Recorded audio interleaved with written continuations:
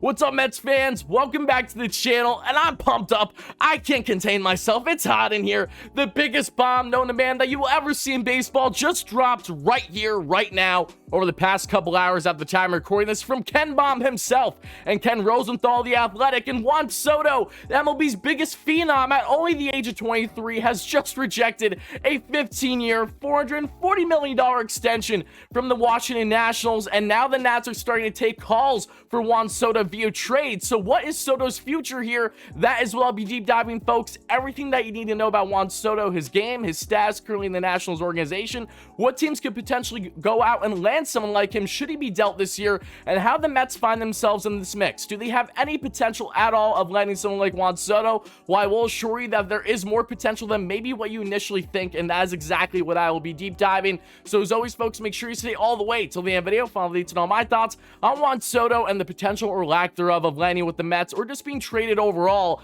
As always, folks, if you find yourself enjoying this kind of Mets content and you want to see more great Mets content like this, don't hesitate from smashing that like and subscribe button, sharing this video with your friends, put on the notification bell, all those great things. Thank you all so much for the continued support, folks. Now let's hop right into this video. Alright, folks, let's just start off this insane discussion we're about to have with the fact that I'm 21 years of age, right? I'm turning 22 before I know it later this year.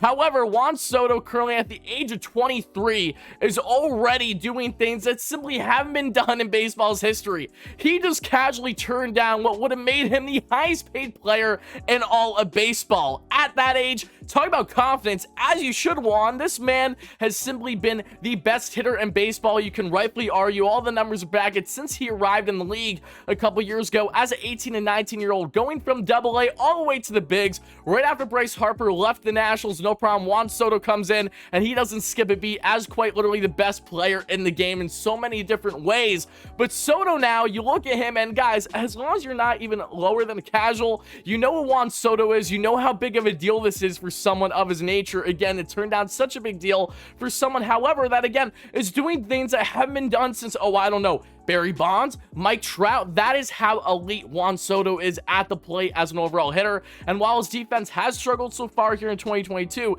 it isn't a problem for what you're getting with that consistent bat every single day, folks. But when looking at Juan Soto's numbers this season, I mean, what else can you say? Yes, he's actually, to his standards, is kind of having the worst season of his career this far, but worse still means you're having right around a 900 OPS, and over 400 on base, a roughly 500 slug, which is simply disgusting.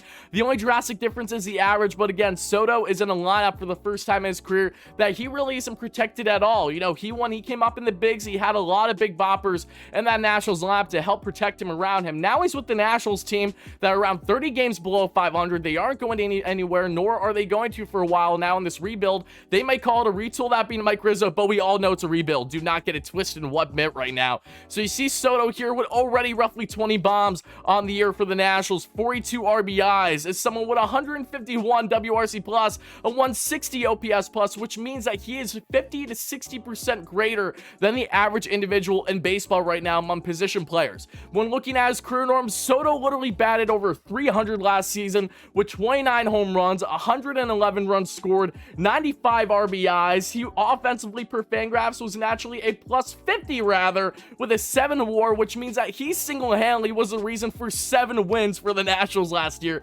This man has simply been not just dominant, but truly the best young phenom and best overall hitter that the league has had to offer, folks. So to see Juan Soto now available to this degree, you look at his numbers here as well through this season through Baseball Savant, folks. Look at this. He's just simply elite. He get in the 90th plus percentile in basically everything that isn't outfield. The only thing that he's been bad at this year is his defense. He went from being in the 90th percentile, if I'm not mistaken, or really high last year, and now it's above average, made a huge jump with his overall defensive ability there in right field or wherever they put him. This year he's been the complete opposite. However, I expect that to change when you're only 23 years of age. You have all the time to work on your defense, and while I do think he could be a great DH, he's someone that, knowing the type of contract it's going to take to land someone like him, either as an extension or should he hit the free agent market in a couple years, yeah, he's going to play both outfield and DH. That is 100% certain. I don't think it's going to be one over the other completely right now. Maybe as he gets later in his career that we have seen with Bonds among other great hitters. But going back to Juan Soto, these percentiles are insane,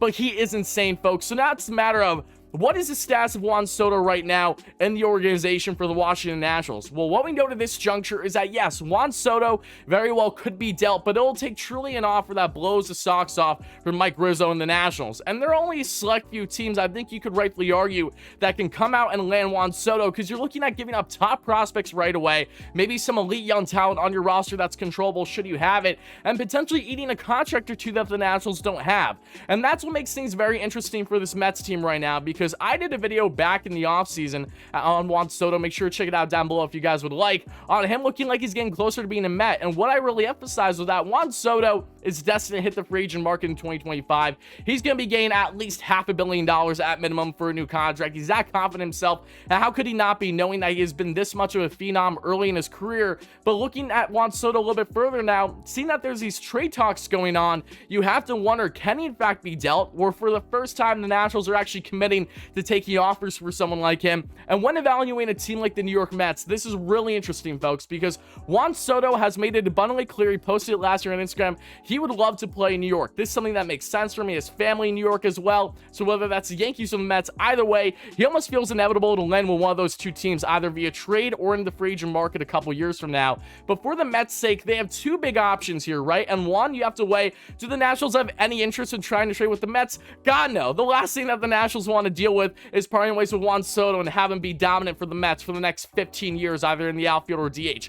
They do not want that whatsoever. But what the Nationals do want is to get the best offer humanly possible. And while the Mets currently do not have the deepest prospect pool out there by any stretch, they are not deeper than the team of the Nationals. They're not deep. I meant to say Yankees. They're not deeper than a team of the Dodgers. But what they do have, which is something that will always be an X factor for this team as long as Steve Cohen is owner, is financial flexibility. Do the Yankees have money? Do the Dodgers have money? Yes, they do. But they do not have money to Steve Cohen's extent. Nor do they have an owner that is truly fan-driven, that will do anything he possibly can to put the best lineup out on the field, while of course evaluating the future. But here's the thing, when Juan Soto's only 23 years of age, it's okay if you have to part with future, because you know what you're getting in the now with him for the next decade to 15 years. So via trade, if the Nationals could have any interest whatsoever, it comes down to those two massive contracts that they despise. They want nothing to do with. The Nationals literally sold their soul for that 2019 World Series. And again, I don't blame them, but their contracts are absolutely horrendous. And there's two big ones. You have Steven Strasburg, who looks like he may never even pitch in the MLB again as a starter, dealing with the injuries that he's had in recent years. Came back this year, then went right back on the IL, so who knows his future right now. But Strasburg is owed $35 million this year and is owed $35 million for the next multiple years until he's a free agent in 2027. Then you also have Southpaw and Patrick Corbin, that is truly a shell of what he once was, making $23 million this year and is making $24 in 2023 and $35 million in his final year in 2024, and is a free agent in 2025. Something that the Mets can do that they have emphasized is taking advantage of their financial flexibility. Something that other teams, to the Dodgers, to the Yankees, simply cannot compete with.